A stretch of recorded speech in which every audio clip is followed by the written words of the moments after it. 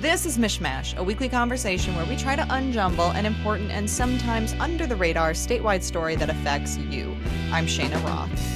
And I'm Zach Gorchow. We've been following the 2026 governor's race closely here on MichMash, and while it may feel like 2026 is far away, in campaign years, it'll be here any minute.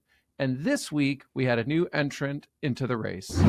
For every kid carrying a basketball or a hockey stick to practice. For every parent stretching to make it at the end of the month. For every worker clocking in for a long shift. Every entrepreneur competing for new business. For every hunter itching for the season to start. For my family and yours, tonight, I declare myself a candidate for governor of the state of Michigan.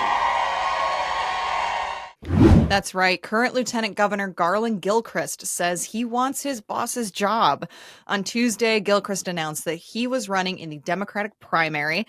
Zach, Gilchrist seems like an obvious candidate. He has close ties to Detroit, which is our largest city, and close ties to Governor Gretchen Whitmer, who remains a fairly popular governor, especially among Democrats. So, what do you think of his decision to run?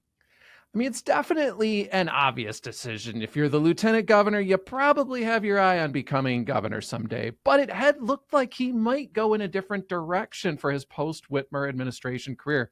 U.S. Senator Gary Peters announced he wasn't going to run for re-election for his U.S. Senate seat, also up in 2026, and that was a huge surprise and opened up a huge opportunity, especially for Democrats. He would have been the first Democrat to declare for that race had Gilchrist done so. Instead, he's the third Democrat to announce he's running for governor, joining Secretary of State Jocelyn Benson and Chris Swanson, the Genesee County Sheriff. Lieutenant governors have not historically fared very well in gubernatorial elections because years after one party, voters tend to be looking for a change candidate, and someone coming from the prior administration has a really hard time looking like a change candidate. Back in 2018, Rick Snyder's Lieutenant Governor Brian Calley, he didn't even make it past the primary. You know, Cheyna, in the last 60 years, and that's a long time, very long, 4 sitting lieutenant governors have tried to succeed their boss and all failed. Only one of them even made it past the primary. Now, believe it or not, there's actually some good news for Gilchrist here amid this gloomy history. 3 of the 4 previous lieutenant governor bids came amid economic turmoil or even a deep recession, which only further fueled the time for change sentiment at the time. All 4 times, Lieutenant Governor's party also held the White House, and we know midterms like 2026 tend to favor the party not in control of the presidency. Additionally, the last 3 departing governors all left office with their approval ratings underwater. But that's not the situation facing Gilchrist, is it? No, definitely not. I mean, Michigan's economy does feel a little bit shaky at the moment. I mean, lots of things feel shaky at the moment, and unemployment has steadily climbed for a year. But for now, this is nothing like the deep recessions of 1982 or 2010 that doomed lieutenant governors in those years. Governor Whitmer also retains a positive approval rating, so Gilchrist won't have the governor as a millstone for his campaign. Further, you may have heard, there's a Republican in the White House, Donald Trump, and the first Trump midterm in 2018 was an absolute bonanza for the Democrats.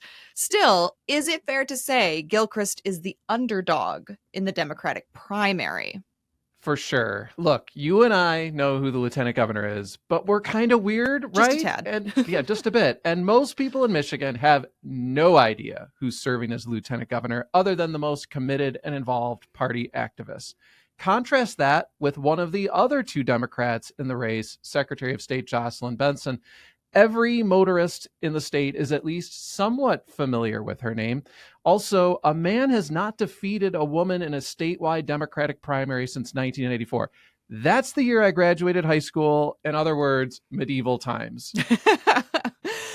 So there's also the Detroit part of all this that I want to interrogate here a little bit. Obviously, this becomes less helpful in a potential 3-way race between Gilchrist, a Republican candidate, and independent Mike Duggan if he does manage to get on the ballot.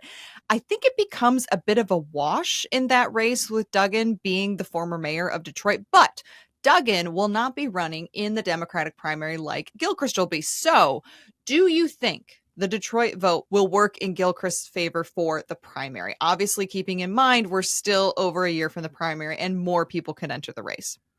Cheyna, if you're putting together a path for Gilchrist to win the Democratic nomination, there's no question the foundation is two pieces, Detroit and Black voters.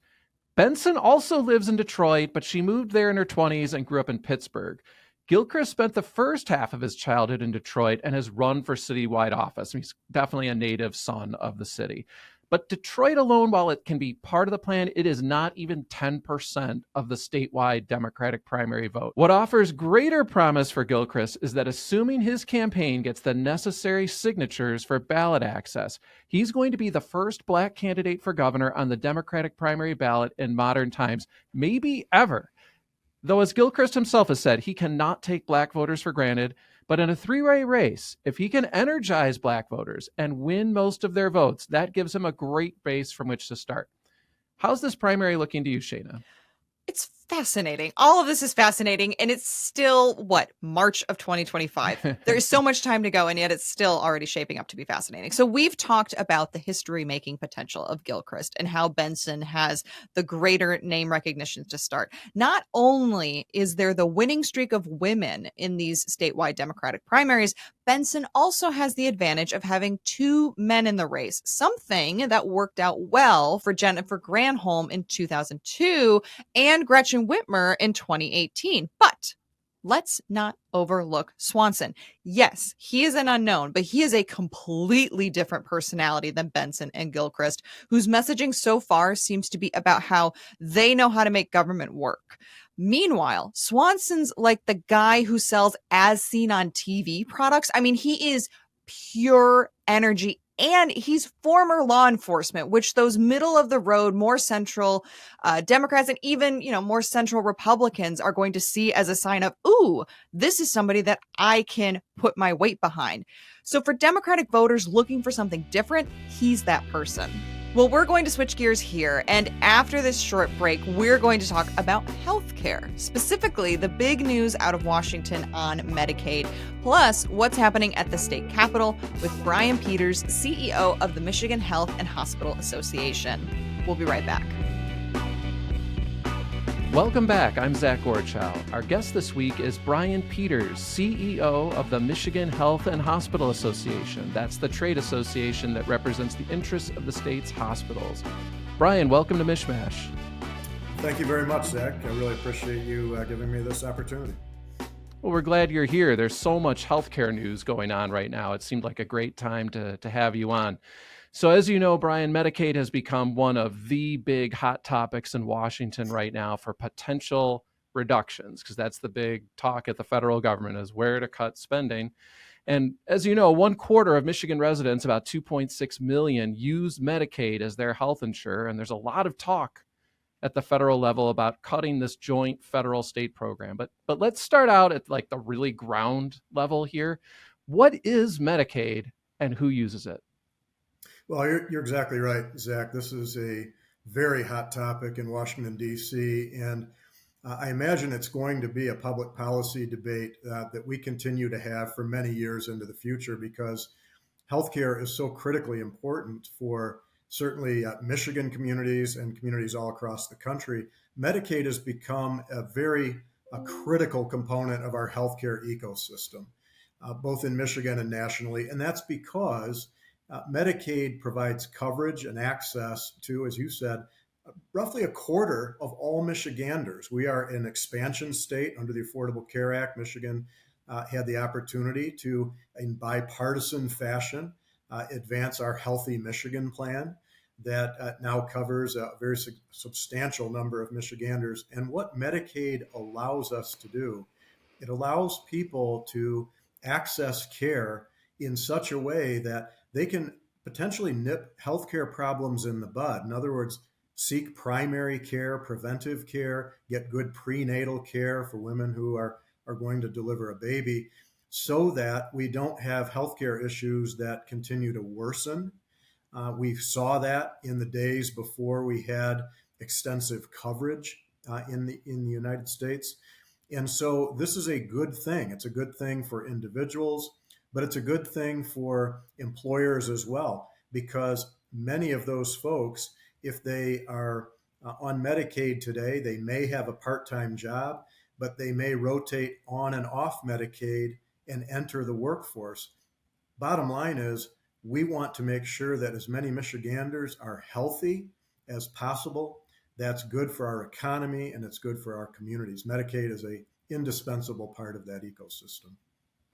There's a lot of sort of typical Washington confusing math going on here. On the one hand, the bill the US House passed does not specifically cut Medicaid, but what does it do and why could it lead to Medicaid cuts? Well, you're exactly right. What the House has done to this point very recently is to adopt a budget resolution. And as you said, that is not specific in terms of what those cuts will entail. And in fact, as we speak, Congress is debating all sorts of particulars when it comes to the Medicaid program. But the reason why we're so concerned is because the budget resolution calls for such significant cuts that the only way to achieve that objective, in other words, to achieve the amount of savings that are called for in the resolution, is to make cuts to the Medicaid program. There's simply no other reasonable way to do that. And so at the end of the day, we know that the House has passed a bill that the Senate would not adopt. The Senate has passed a resolution, rather, I should say, has passed a resolution that the House would not adopt. In order to use a protocol known as budget reconciliation, those have to match. And that's why I like to say we're in the second inning of a 9-inning baseball game here. This process is very early, but at the end of the day, we are ensuring that our voice is heard. And that voice is saying very loudly, we cannot slash and burn the Medicaid program. That is not going to be good for real people, real families, real communities. This is a real concern that we have and that many others in our state have as well. So you laid it out pretty well, Brian, that the issue is if Medicaid were cut back significantly, the concern has always been folks are going to show up in emergency rooms instead of going and getting preventative care, maintenance care, those kinds of things. Why is this? Is that the concern, that emergency care is so much more expensive? Plus, obviously, if someone's showing up in the emergency room, it likely means they're in a much more severe health situation than they might have been had they just been getting their preventative care. Well, Zach, you said it well, but I'll give you another scenario. Medicaid covers a very substantial portion of the births, the deliveries here in the state of Michigan, and that's true in most states. Well, if Medicaid is slashed and those hospitals that have an OB/GYN labor and delivery service, and that could be in a rural community in northern Michigan or the Thumb or somewhere of that nature, and they rely on Medicaid to underwrite a share of that expense. And now all of a sudden that goes away and they are forced to close their labor and delivery unit. Guess what?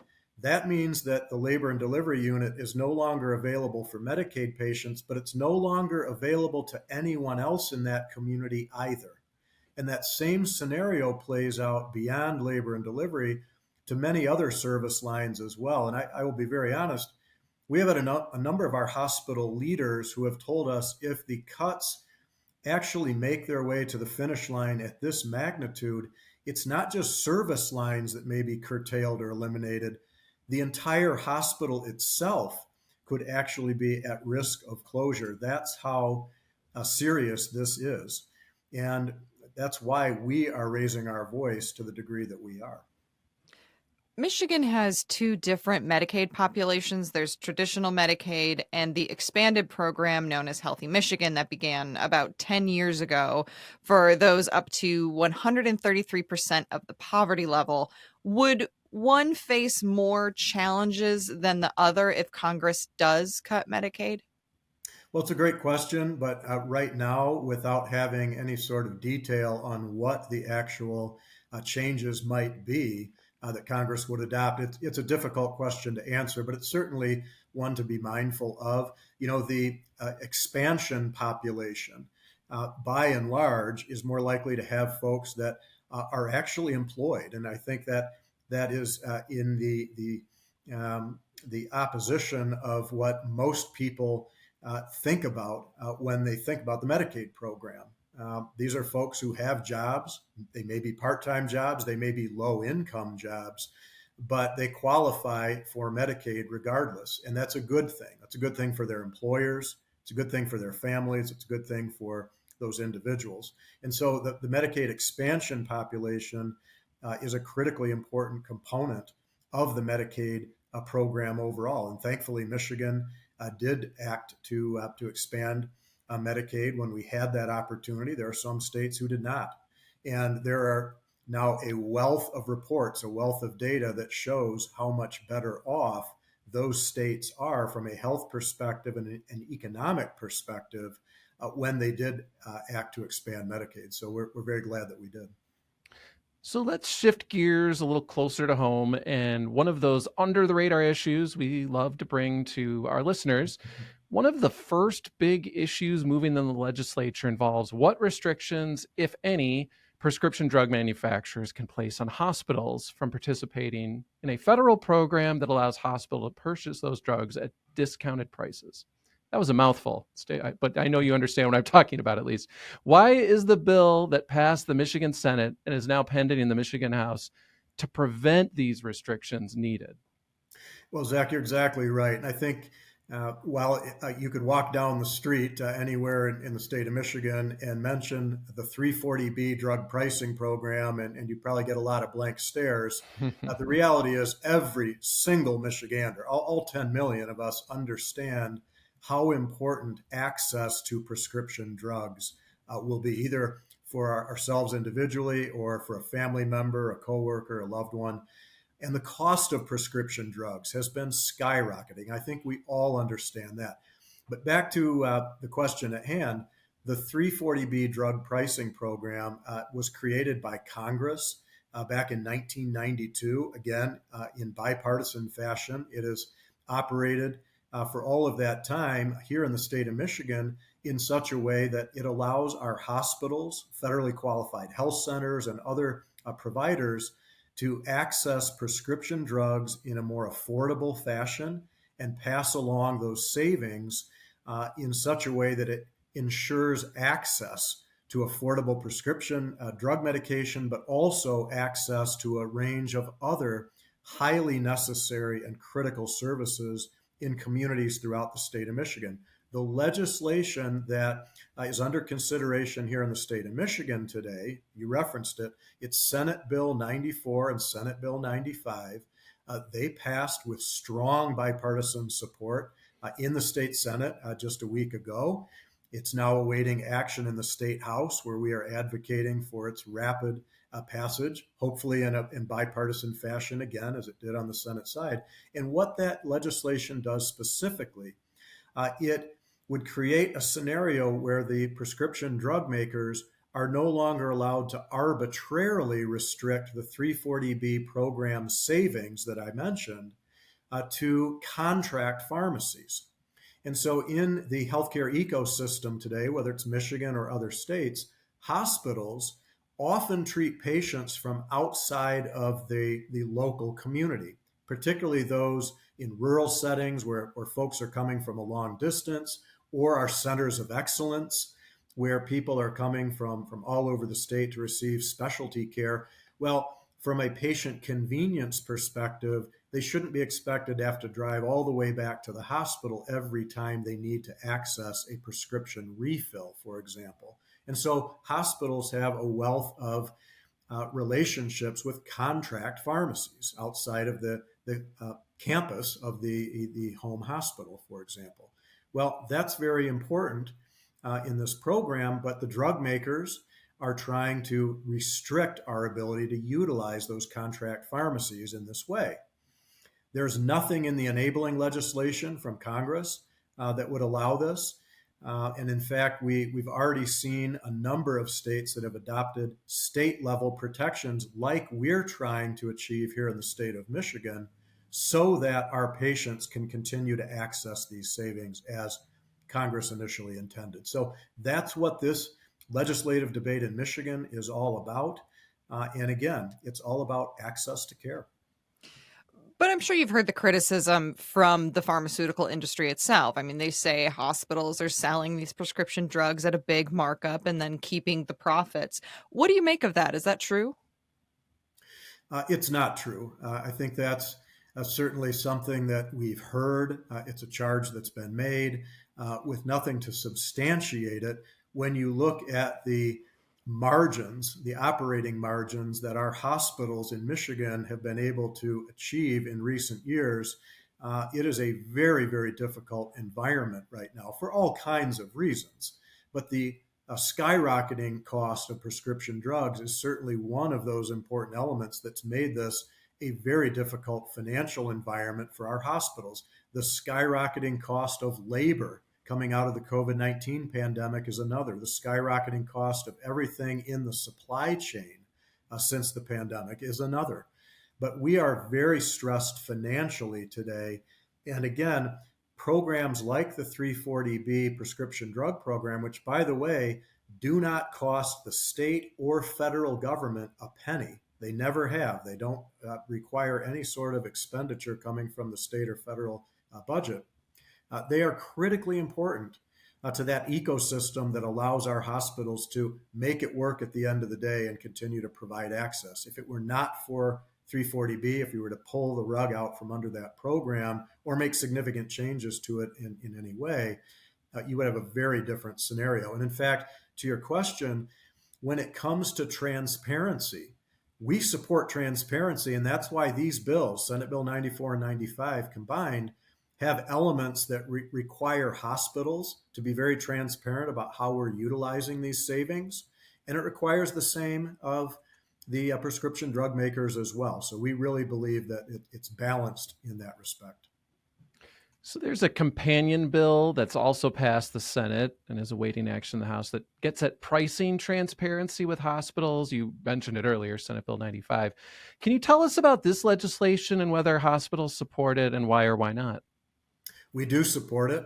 And as I said, we have always supported greater transparency, whether that's transparency in terms of the quality of outcomes that we provide. And the Michigan Health and Hospital Association for years has managed a public-facing website that provides information about that quality of care, but also, as Senate Bill 95 entails, transparency about the price of the services that we provide. We fully support this. We want to make that information readily accessible to all Michiganders. We'll continue to do that.